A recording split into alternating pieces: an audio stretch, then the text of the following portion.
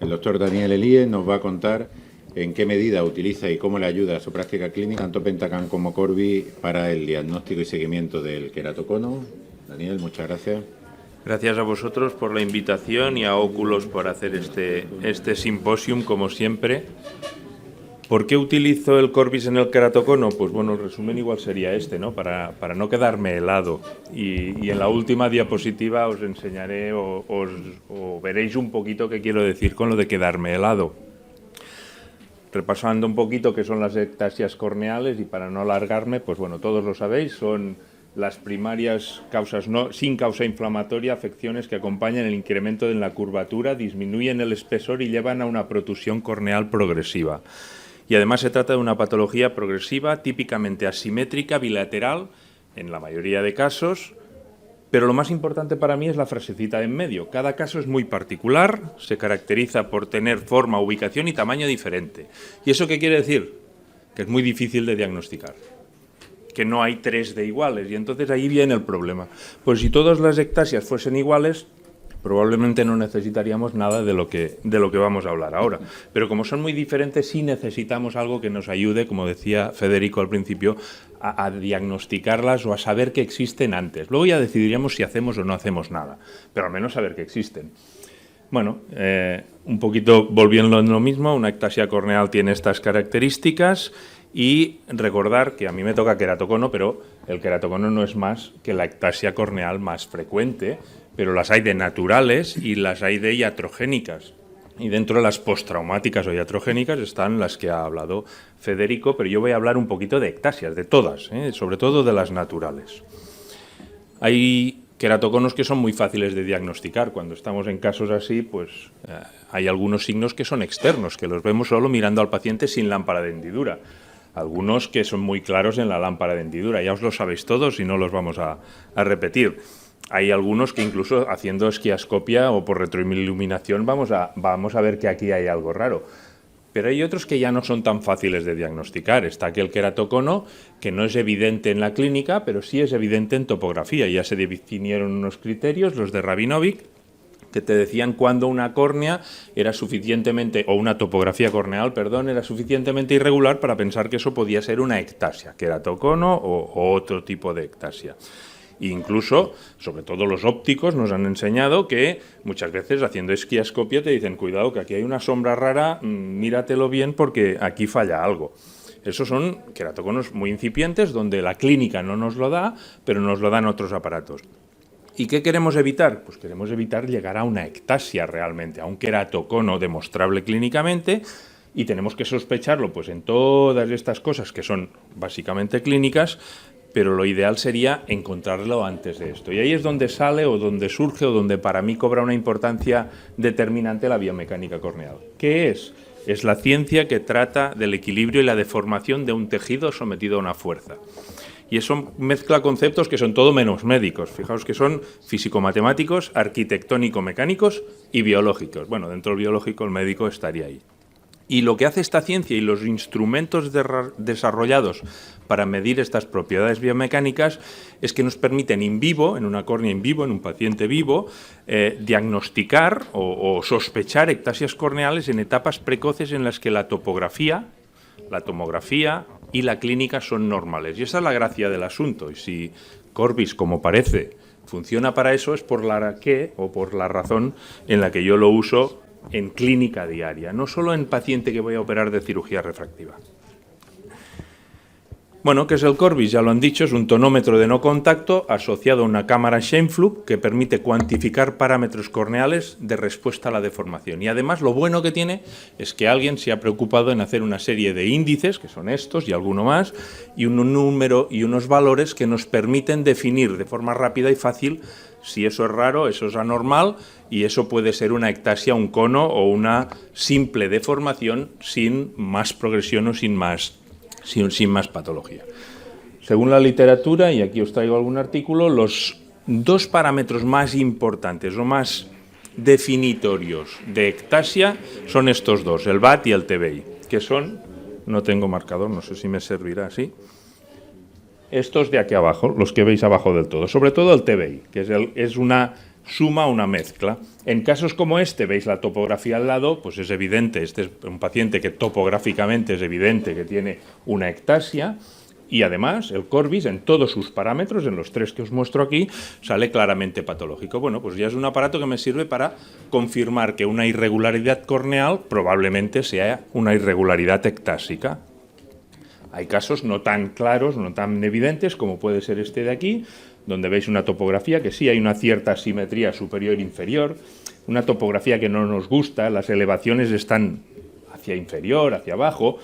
Bueno, pues los parámetros realmente, el CBI no, sale absolutamente normal, pero el VAT ya empieza a mosquear y el TBI, el promedio o el valor que hemos dicho que era el más importante, ya pasa de 0,5. En estos casos tienes que olerte algo mal. Si encima tiene un ojo izquierdo este paciente, que es este de aquí, donde ya la topografía es clara y todos los índices son claramente patológicos, pues bueno, el Corbis nos ha ayudado, nos ha clarificado que esa irregularidad corneal probablemente se trate de un proceso ectásico. Luego ya definiremos, si queréis, si es una pelúcida, si es un queratocono o qué es. Pero bueno, en otros casos no es tan fácil. Aquí hay una cierta simetría, más en el ojo izquierdo que en el derecho, pero con unos grosores corneales de 530 micras, no es tan mal. La cara anterior y la cara posterior, bueno, pues tampoco hay una elevación tan clara como la anterior, no hay ese desplazamiento hacia abajo, y aquí es donde el Corbis pues, nos va a ayudar. Fijaos, el ojo derecho, dudoso el CBI, normal en el límite el VAT, y el TBI, pues bueno, por debajo del 0,5, por encima del 0,3, ¿qué es? Pues no lo sé. En el ojo izquierdo, pues un poquito más alterado. Si os fijáis, CBI normal, pero VAT y TBI mucho más alterados. Estos son pacientes de clínica. Este paciente no tiene ni refracción, tiene media dioptría de astigmatismo. Estamos hablando de en clínica, ¿para qué me sirve? Como ya os ha explicado Federico, porque puedo hacer un seguimiento, no solo al postoperado de lásica, cualquiera de mis pacientes sospechosos, le sigo clínicamente, le evalúo y defino si hay que hacerle algo o hay que prevenirle o me tengo que entretener un minuto a decirle que no se rasque porque tiene una córnea que no es normal. Para eso me sirve un Corbis en clínica, para eso me sirve el Corbis en las ectasias corneales o en la patología ectásica corneal.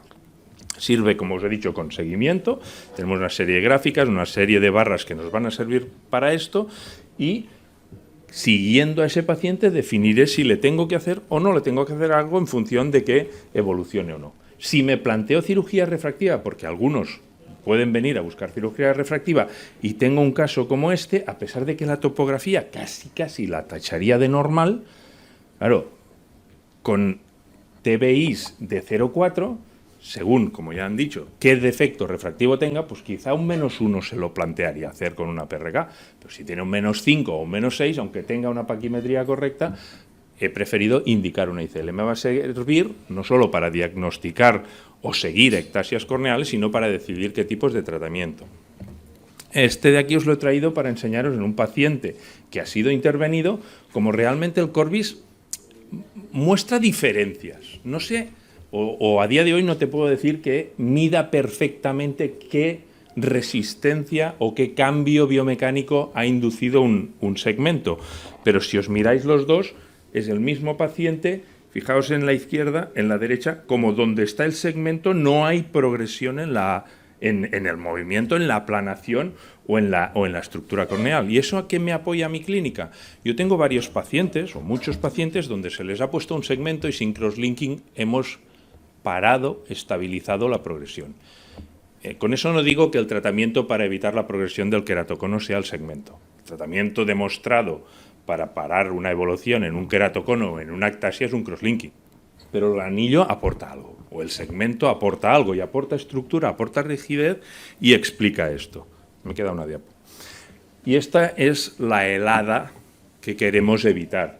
Esto es un artículo publicado, paciente, 30 años, 29 años, -4, -4,5, con esta topografía prácticamente normal, las curvas aceptables, con un Corbis en el ojo derecho, bueno, CBI alterado, VAT TBI en el límite, ojo izquierdo un poquito más afecto, al que se le indicó, y es un artículo publicado en Asia, no tiene nada que ver con ninguno de nosotros, una cirugía refractiva con SMILE y el resultado ha sido este. Fijaos cómo se correlaciona el ojo que tuvo a igual graduación, a igual tratamiento, el ojo que tenía un peor TBI es el ojo que se ha ectasiado de forma más significativa. ¿Qué cantidad?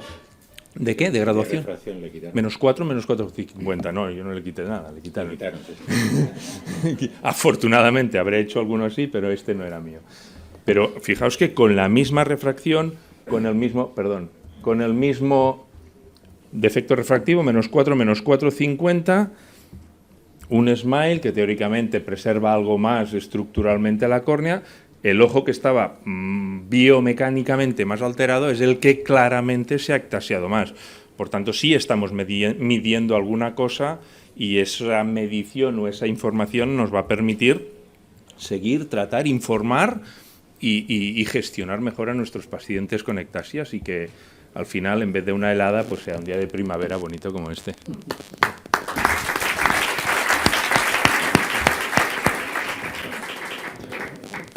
Dani, un comentario al respecto. El año pasado en Córnea se publica una revisión sistemática sobre seguimiento en crosslinking en niños y reportan en esa revisión sistemática un 10% de recidiva, de progresión después del crosslinking. ¿Consideras que el tema biomecánico en este aspecto es muy concreto? En los niños, cuando se te pueden ir, incluso después de un crosslinking, 1 de cada 10 pacientes, ¿qué importancia le da al seguimiento biomecánico de estos pacientes? Increíble también el caso. Yo creo que es imprescindible. No sé si a ese paciente habrá algún queratocono que tú no seas capaz de pararlo, ni con crosslinking, ni con segmentos, ni con nada, y acabarás en una queratoplastia. Y recidivará a los 20 años después de una queratoplastia, porque es así, porque esa estructura corneal es suficientemente patológica como para que nada la salve. Pero estamos en lo del principio. Si yo tengo información, podré gestionar ese caso mejor. Si yo a ese niño le tengo una medición de la biomecánica que se me va deteriorando, igual planteo repetir el crosslinking. ¿Que servirá o no servirá? Ya me lo dirá un estudio posterior, pero yo creo que es imprescindible, es información. Tener información de lo que sea es válido y es necesario. Imprescindible no podemos ser ayatolás, pero el que pueda, por supuesto. Muy bien, pues muchas gracias, Dani. A vosotros.